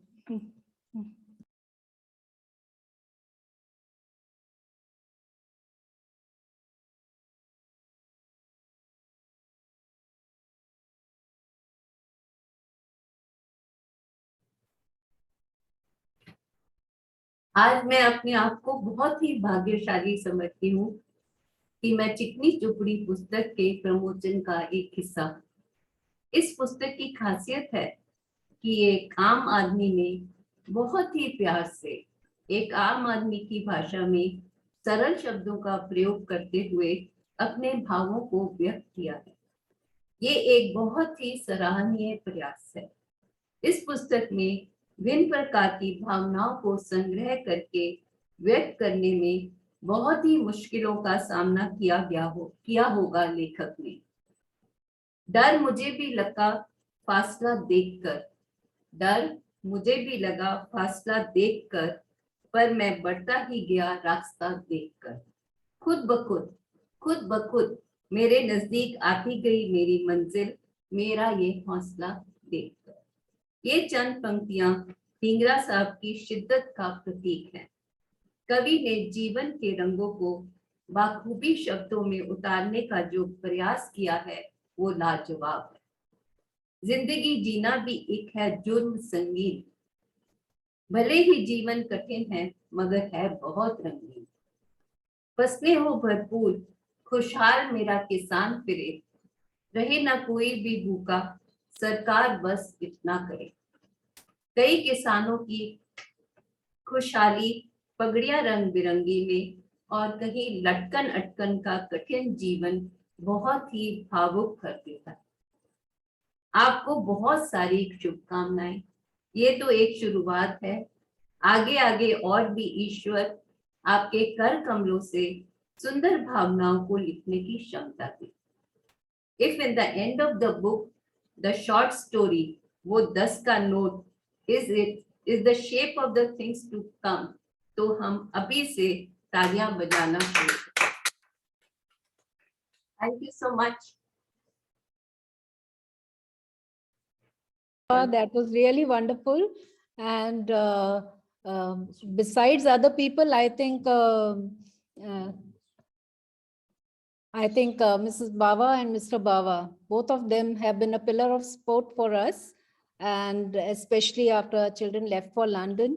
And even before that, we have spent some wonderful 15 years. Just day before, it was my daughter's 15th anniversary. And this is 15 years of togetherness and companionship and the bonding that we share. I think परमात्मा बुरी नजर से बचाए, मैं तो यही कहूंगी, हमेशा हमारा प्यार इसी तरह बना रहे। Thank you so much mister. Thank you. हाँ, ये डॉटर नॉली, ये तो मेरी प्यारी बच्ची है। बच्ची है, हमें मालूम है वो हमें मालूम है। हमारी बच्ची के जाने के 14 साल बाद हमारे पास वापस एक बच्ची आई, नेहा आई हमारे पास उसकी कमी को पूरा करने के लिए। हाँ जी। और अब मैं ज्यादा समय ना लेते हुए मिस्टर सुनील मंसूरिया जी, वो काफी टाइम से हमारे साथ जुड़े हुए हैं और उन्होंने एक स्पेशल रिक्वेस्ट की थी कि वो कुछ बोलना चाहते हैं। तो मैं सुनील मंसूरिया जी, भाई साहब, आपसे रिक्वेस्ट करती हूँ, आप अपनी फीलिंग शेयर कीजिए। Thank you Mrs Dhingra.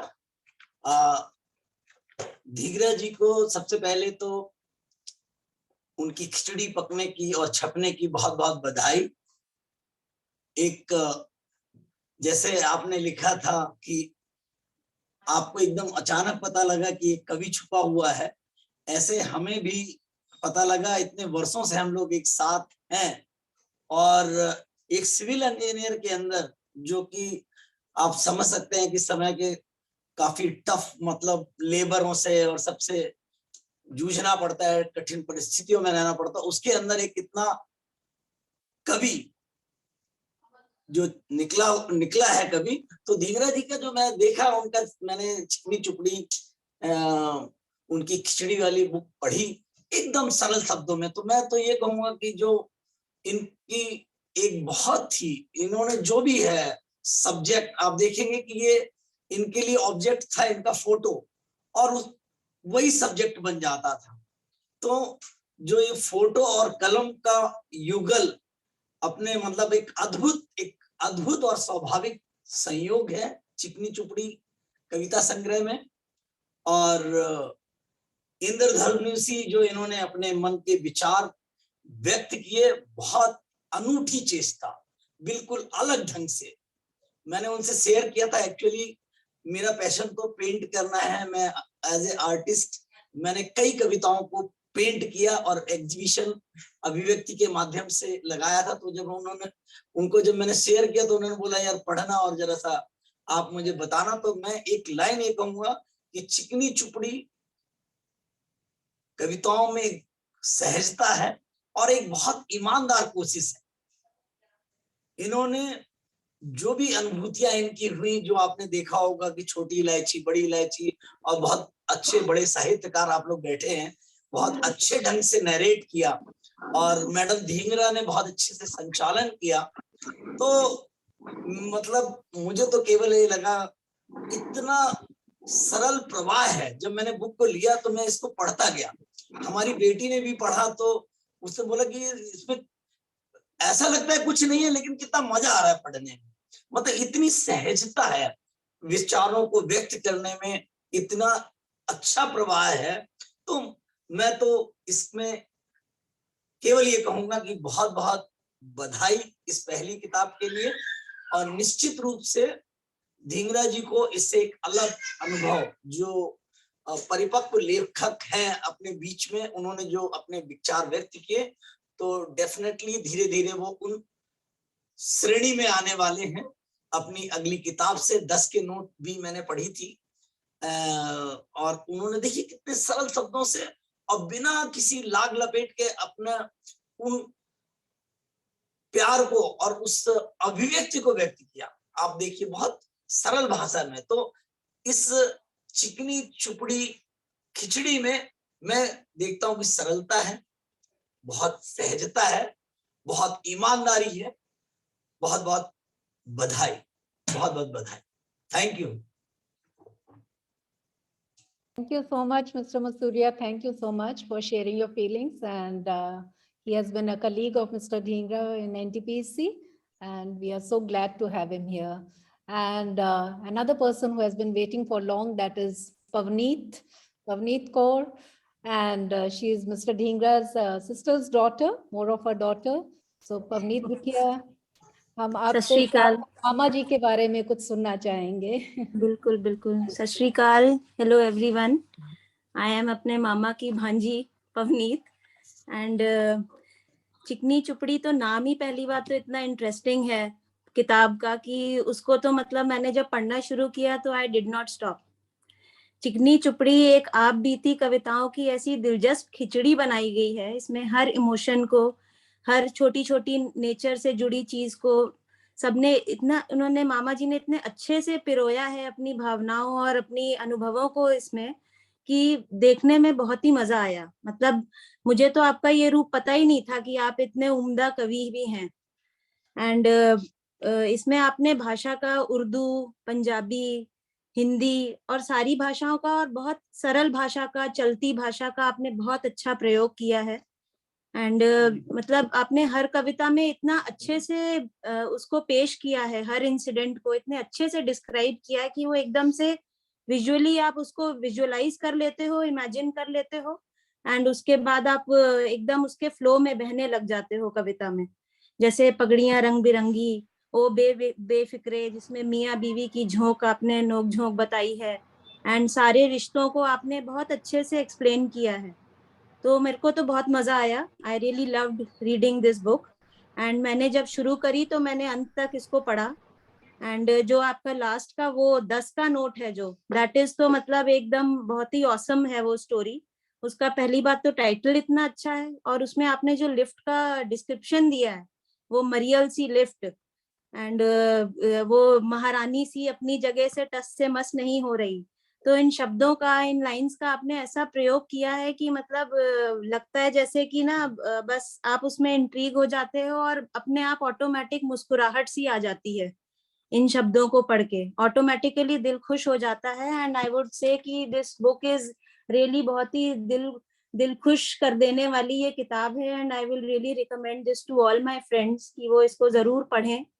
And many congratulations to mama ji and our meethi mami ji and our sweet mami ji and Raja, Vinny and Neha, and thank you so much for inviting me and all the very best. Or I'm looking forward to reading another masterpiece from, मैं आपको accidental author नहीं कहूंगी यहाँ पे, मैं आपको एक experienced author कहूंगी क्योंकि ये किताब एक experienced author ही लिख सकता है। Thank you so much, all the very best. Thank you so much, Pavneet. Thank you so much. Yeah. So it's very encouraging to get compliments from your children. So that's a source of inspiration for us elders and especially the oldies. So getting compliments from the children is always very encouraging. And may I now request from the audience if anyone else wants to join in. I was waiting for Kuldeep. Is she there? Kuldeep, if you're there, please join us. She wanted to speak. And anyone else from the audience, please do let us know. Otherwise, I'll wind up. Ishwinder Bava is there and he wants to speak, I think. He has unmuted himself. Ishwinder is again Ravneet's brother-in-law. So all of us are very close. Ishwinder, would you like to say something? And please ask Sujit to be on the line. Next, I'm going to invite him to say at least a few words. Yeah, Ishwinder, thank you, Auntie. I just popped in. I just wanted to see what others are saying about what Uncle has done. So you share something from your heart. What do you think of Yes. Uncle? Even if you Yes, haven't read the book. This is like all of us as a family are truly excited about what Uncle has done because this is the first time anybody in our family has really expressed his or her creative self this way.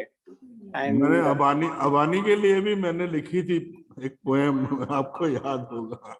हाँ जी uncle, नहीं हम मतलब देखते आ रहे हैं जो हमारे time से अब नेक्स्ट जनरेशन के टाइम तक सारी creative inputs आपकी की तरफ से आती हैं ज़्यादातर. So, मतलब my best wishes are with you. So are Abani's. In fact, I'll just switch on the camera and ask Abani to say hello to you as well. Abani, say hello.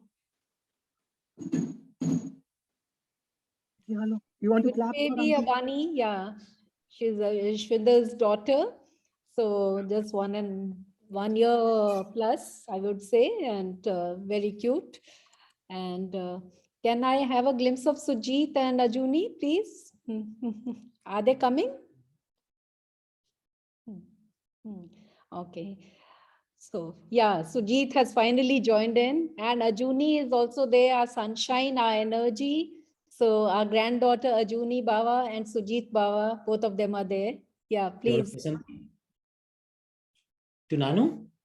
Congratulations. Yes, congratulations, Nanu. We are very, very proud of you. God bless you always, and looking forward to the second publication now.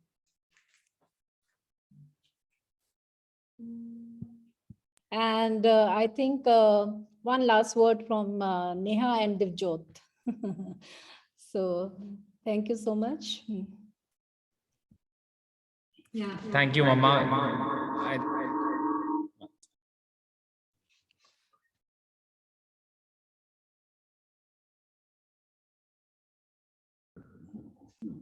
Sorry, can everyone hear me?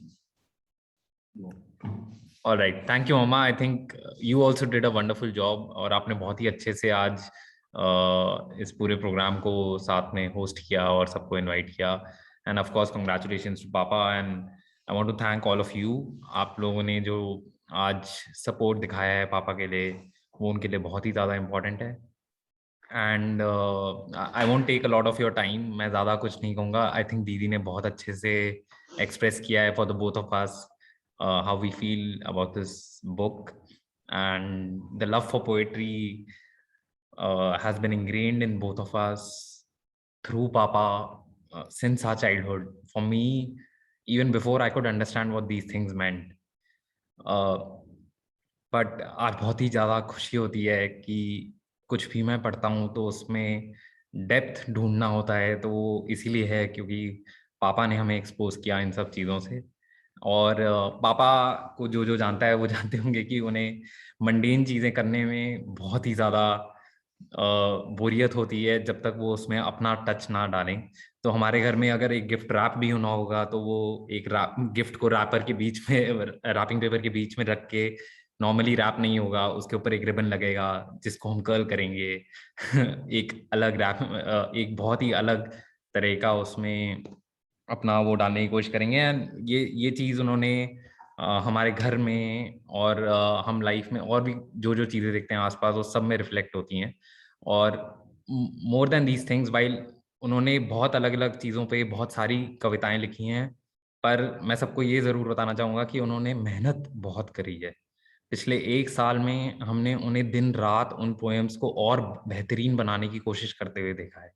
तो भले ही ये thoughts ऐसी हैं जो एकदम से उनके मन में आई और उन्होंने लिख दी, पर उन्होंने उसके ऊपर काम भी बहुत किया है और वो काम आज इन सब कविताओं में दिखता है. And I think all of you will be able to appreciate it. So thank you once again.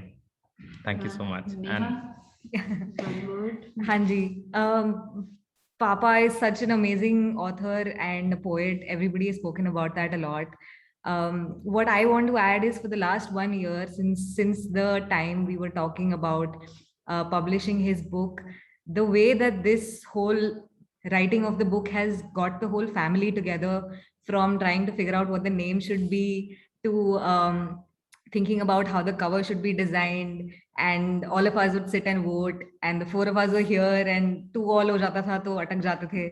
It was it was a nice activity for all of us to sit together and talk about this. And then Papa used to ask us for feedback कि ये कविता कैसी लगी, इसमें क्या है. And मेरी हिंदी इतनी ज्यादा अच्छी नहीं है तो हमारी एक कॉन्वर्सेशन होती थी, मैं पूछती थी इस वर्ड का क्या मतलब है, तो वो अरे ये नहीं पता आपको, फिर वो मुझे बताते थे. Then he used to talk about his stories. तो बहुत सारी चीजें पापा से मुझे पता चली हैं, जो उन्होंने इतनी स्टोरीज बताई हैं from what has happened, specially that poetry about 10 पैसे के 4 बेल बजी, सॉरी। हाँ जी।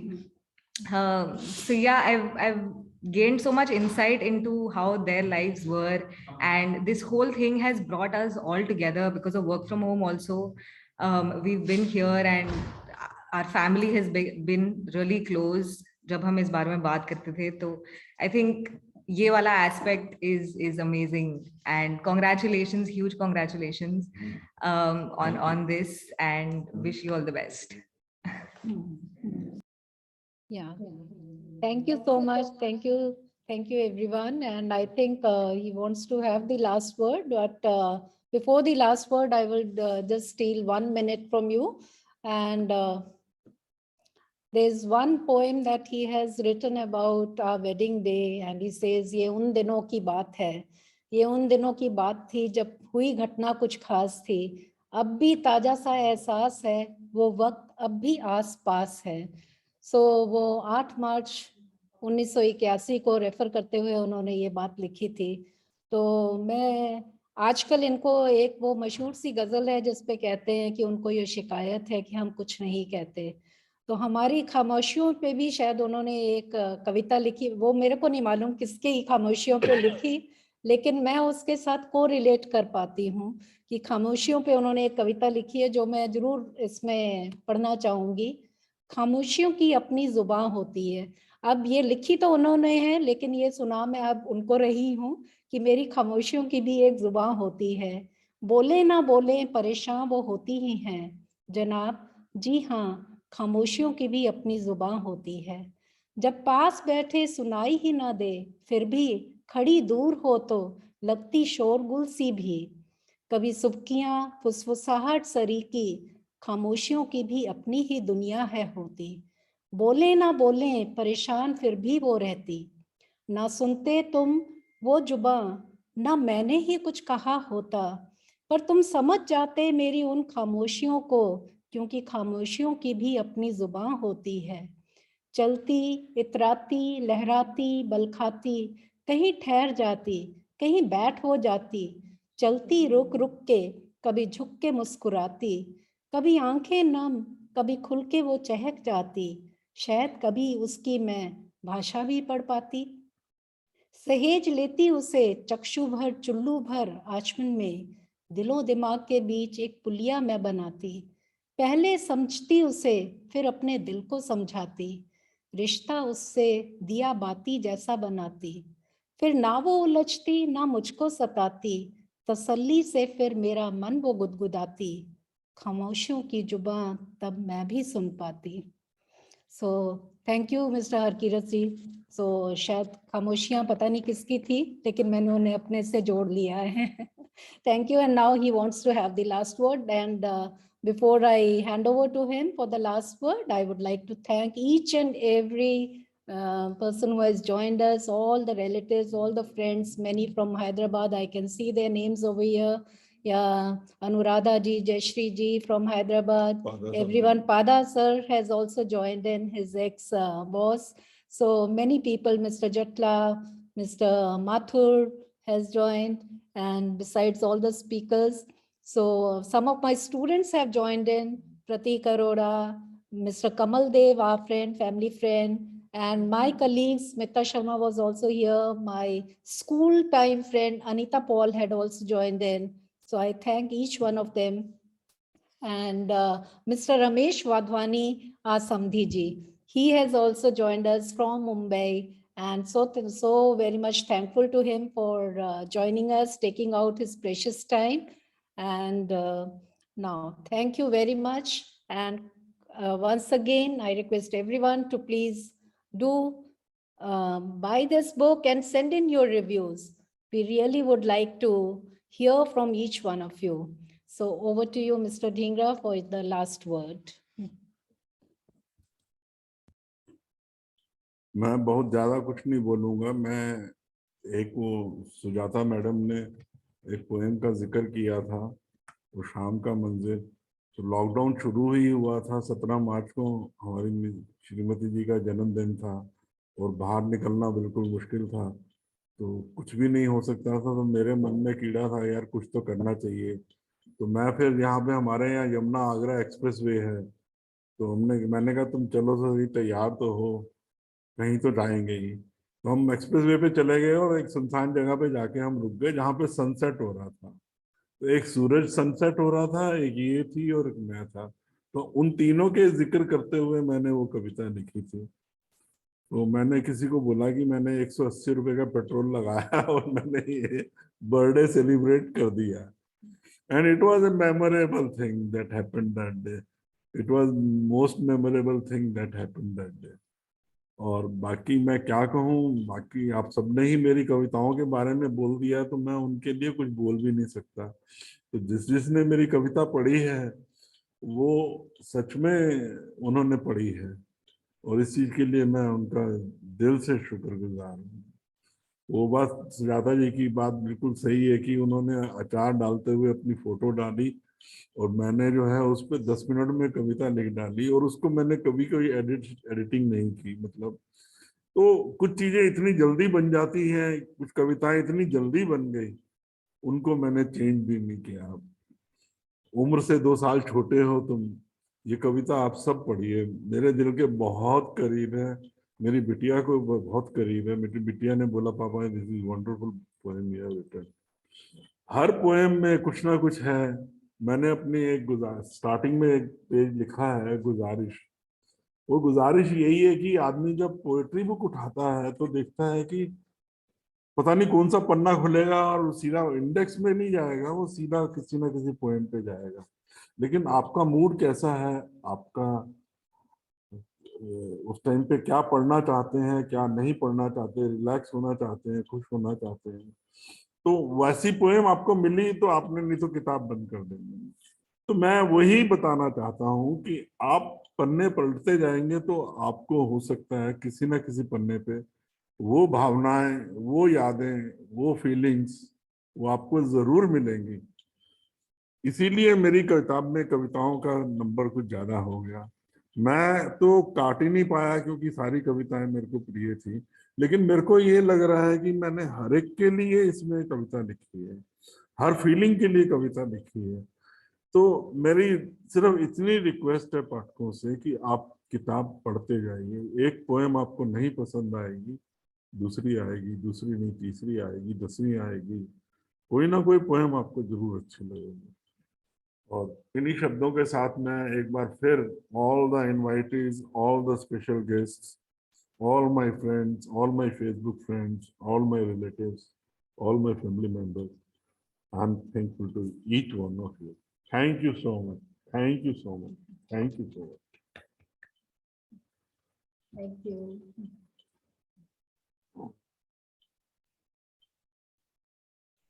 Thank you so much.